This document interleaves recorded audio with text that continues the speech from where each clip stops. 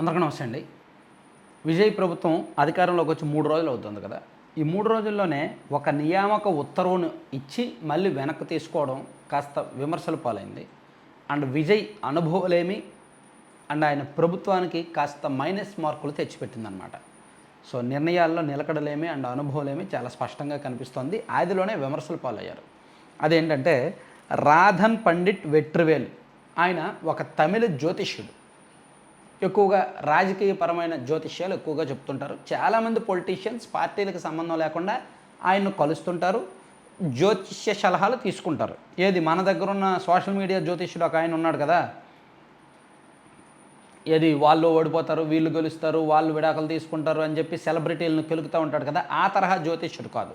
ఈ రాధన్ పండిట్ వెట్రివేల్ కాస్త మెచ్యూరిటీ ఉన్న వ్యక్తి, సోషల్ మీడియాకు దూరంగా ఉన్న వ్యక్తి, పైత్యానికి దూరంగా ఉన్న వ్యక్తి, హుందాగా తన పని తను చూసుకునే వ్యక్తి, అందరి పర్సనల్ జీవితాల్లోకి కెలికే వ్యక్తి కాదు.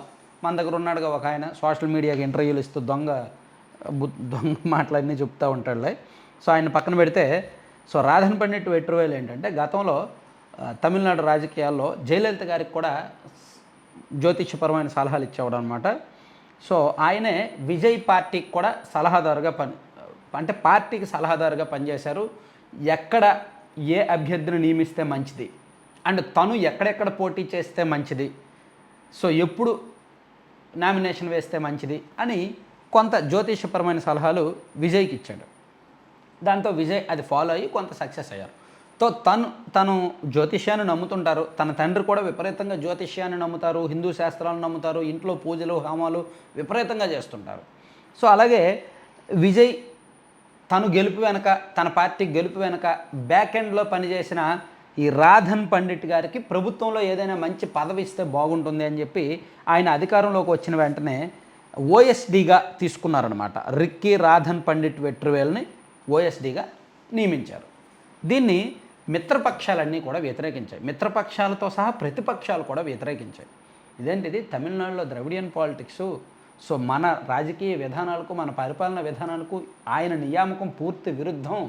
సో విజయ్ కోసం పర్సనల్గా పార్టీ కోసం పనిచేసిన వ్యక్తిని తీసుకొచ్చి ప్రభుత్వ పదవి ఎలా ఇస్తారు, ఇది కరెక్ట్ కాదు అని కొంత విపరీతమైన వ్యతిరేకత వచ్చింది. సోషల్ మీడియాలో కూడా విజయ్ అనుచరులు కూడా కొంతమంది తప్పుపట్టారు అండ్ ఆ పార్టీ వాళ్ళు కూడా కొంతమంది తప్పుపట్టారు. ముఖ్యంగా మిత్రపక్షాలు, వామపక్షాలు, సిపిఐ, సిపిఎం, విసికే లాంటి పక్షాలు చాలా గట్టిగా వ్యతిరేకించాయన్నమాట. దాంతో ఆయన నియామకాన్ని రద్దు చేస్తూ ఈరోజు ప్రభుత్వం మరో ఉత్తర్వు ఇచ్చింది. ఓఎస్డీ బాధ్యతల నుంచి వెట్రివేల్ని తప్పిస్తూ విజయ్ ప్రభుత్వం నిర్ణయం తీసుకుంది. ఈరోజు అసెంబ్లీలో బాలపరీక్ష తరువాత ఈ మేరకు జీవో వచ్చిందనమాట. సో దీనివల్ల అంటే ఆయన నియామకం వలన ఏంటంటే, అంటే ప్రభుత్వం ఆస్ట్రాలజీని ప్రోత్సహిస్తోందా, ప్రమోట్ చేస్తోందా?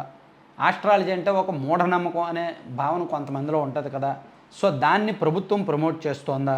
సో కొత్త ప్రభుత్వం విశ్వసనీయత దెబ్బతినే ప్రమాదం ఉంది అని చెప్పి చాలా వరకు వ్యతిరేకత వచ్చిందనమాట. సో దాంతో విజయ్ ప్రభుత్వం ఎందుకులే ఆదిలోనే ఇటువంటి నిర్ణయాలు, రిస్కీ నిర్ణయాలు అని చెప్పి ఆయన్ను వెనక్కి తీసుకున్నారు. దీన్ని స్వాగతిస్తున్నారు. సో రాధన్ పండిట్ వెట్రివేల్ గురించి పెద్దగా మీడియాలో, సోషల్ మీడియాలో ఏం లేవు, కానీ ఆయన ఈ తమిళనాడు రాజకీయ నాయకులకు దగ్గర వ్యక్తి, సన్నిహిత వ్యక్తి. రాజకీయపరమైన ఎవరైనా పోటీ చేయాలన్నా సరే, లేదంటే ఎక్కడి నుంచి పోటీ చేయాలి ఏంటనే సలహాలు ఆయన దగ్గర ఎక్కువగా తీసుకుంటారు. మ్యాక్సిమం సక్సెస్ రేట్ బాగుంటుంది అంటారు. అంటే ఎలా ఉంటుందంటే జ్యోతిష్యం నమ్మే వాళ్ళు నమ్ముతారు. సాధారణంగా ప్రతి వ్యక్తికి ఏదో ఒక దశలో ఆర్థిక సమస్యలు ఉంటాయి. ప్రతి వ్యక్తి ఏదో ఒక సమయంలో ఒక పెద్ద ప్రమాదం నుంచి తప్పించుకుంటారు. అంటే హ్యూమన్ టెండెన్సీలో ప్రతి ఒక్కరికి కామన్ సమస్యలు కొన్ని ఉంటాయి. సో మనం జ్యోతిష్యుడి దగ్గరికి వెళ్ళినప్పుడు కొంతమంది నీకు జీవితంలో ఏదో ఒక పెద్ద ప్రమాదం తప్పింది అంటారు. నిజంగానే ఎవరికి వాళ్ళకి ఏదో ఒక సమయంలో ప్రమాదం తప్పుద్ది. ఒకవేళ తప్పకపోయినా వాడు ఆలోచించి నిజమే పలానా టైంలో ప్రమాదం తప్పిందని మౌల్డ్ అయిపోతారు. అలాగే నీకు పలానా సమస్యలు ఉన్నాయంటారు. మనిషికి ఉండే కామన్ 4 సమస్యలు ఉంటాయి. ఆ 4 సమస్యలు కూడా ఆస్ట్రాలజర్ వాళ్ళకి తెలుస్తాయి. వాళ్ళు మంచి మాటకారులు, తెలివైన వాళ్ళు కాబట్టి తెలుస్తాయి. దాన్ని పెట్టినప్పుడు నిజమే నాకు ఆ సమస్య ఉంది కదా, ఈయనకి తెలిసింది కదా, సో ఈయన మంచి ఆస్ట్రాలజర్ అని చెప్పి కొంతమంది నమ్ముతారు అన్నమాట. అలా కనెక్ట్ అవుతారు.